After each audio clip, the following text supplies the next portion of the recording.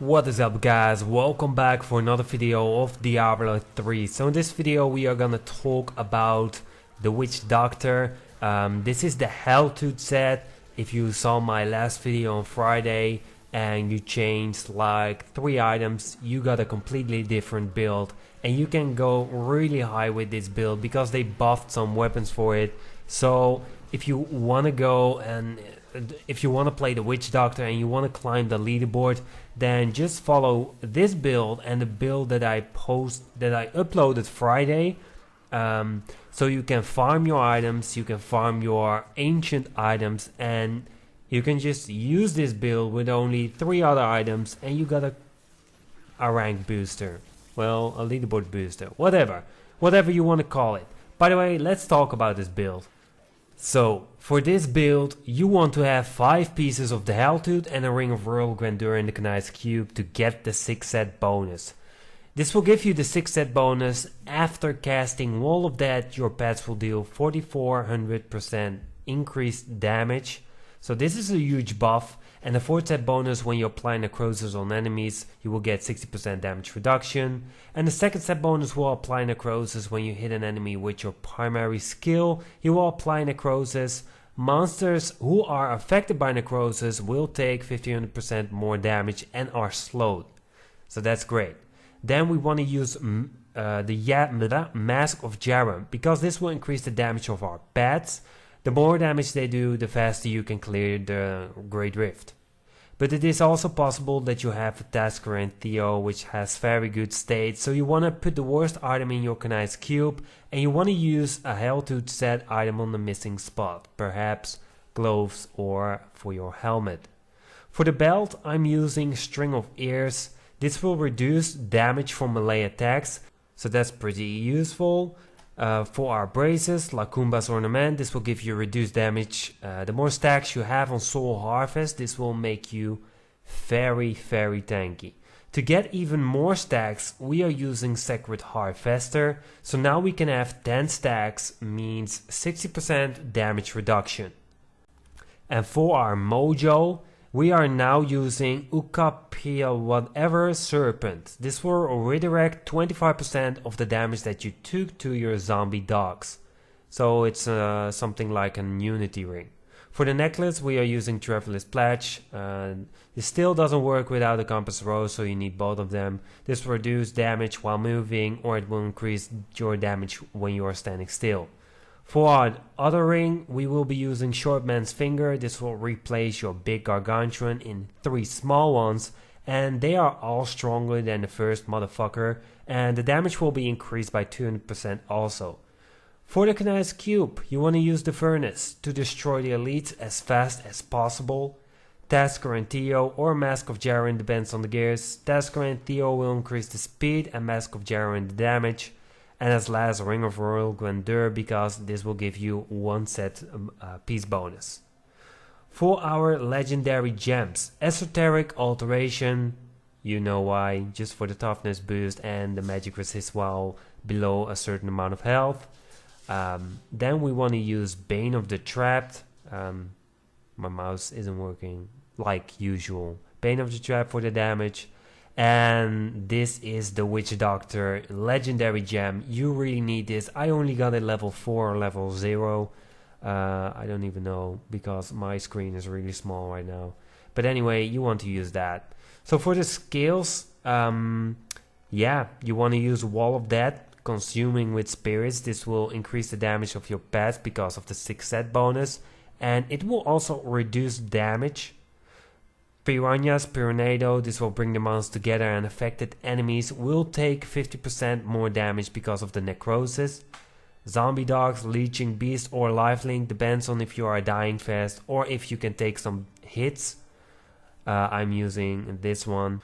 For our next skill, Gargantuan Humanoid, you will now have 3 of these because of the Short Man's Finger, and they are doing a lot of damage.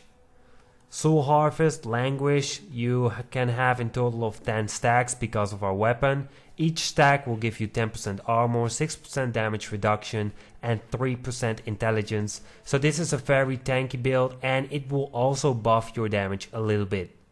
For the last skill, Spirit Walk, Yount, This will help you into problems or out of problems, like I already said in my other videos. It depends on how you use it. For our passive Zombie Handler, just to increase your life, you can also go for Spirit Vessel or Confidence Ritual. Pierce the Veil, all your damage is increased by 20%. Where is Pierce the Veil, by the way? I don't see it. I don't see it.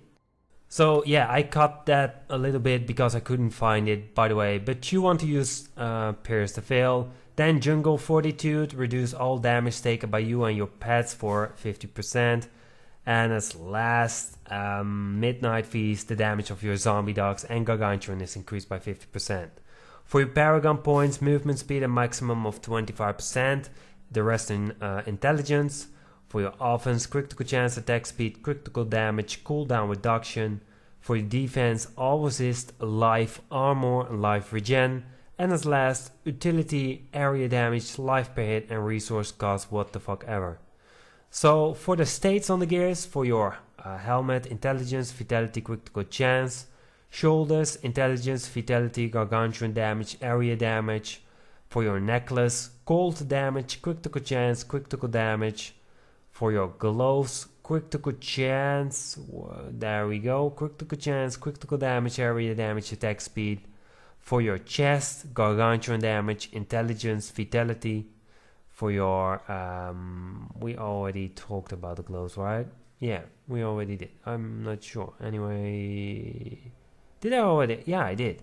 For your braces, cold damage, intelligence, critical chance, vitality. For your compass rose, where is the that's the Traveler's Pledge. Compass rose, intelligence, critical chance, critical damage, attack speed. For your belt, intelligence, vitality, life percent, and armor. For your other ring, intelligence, critical chance, critical damage. For your pants, all resist, intelligence, vitality, armor. For your weapon, intelligence, attack speed, life per hit, or area damage, it depends what you want. For your boots, intelligence, vitality, all resistant armor, and as last, mojo, intelligence, vitality, gargantuan, and critical chance. And let me put a fucking retarded gem inside my helmet. So how do you play this build? That is pretty easy. First of all, you want 10 stacks on Soul Harvest because it will give you more toughness and it will give you more intelligence and more damage reduction and whatever. So you definitely need 10 stacks. The higher you go, the more you just need those 10 stacks. If you don't have 10 stacks and you are doing a Great Rift 100, then you are probably one shot. So you are dead. Then you want to use Yount when you are in problems or if you are stuck so you can escape. Then you just want to use Piranhas, Pyrenado, and Wall of Death. So you will apply necrosis on those monsters, and they will take more damage because of our set items. So that is pretty much what you want to do. If you go really high, you just want those 10 stacks like I just said. Just group the monsters, Wall of Death and Pyrenado. Make sure your Gargantuans and wolves are, zombie dogs are up, so they can kill the rest of those fucking Great Rift monsters. So this is how you play this build. I hope you enjoyed this video. If you did, leave a comment below, like and subscribe. Also turn on the notification, it's next to the subscribe button. And then I will see you probably in the next video. Peace.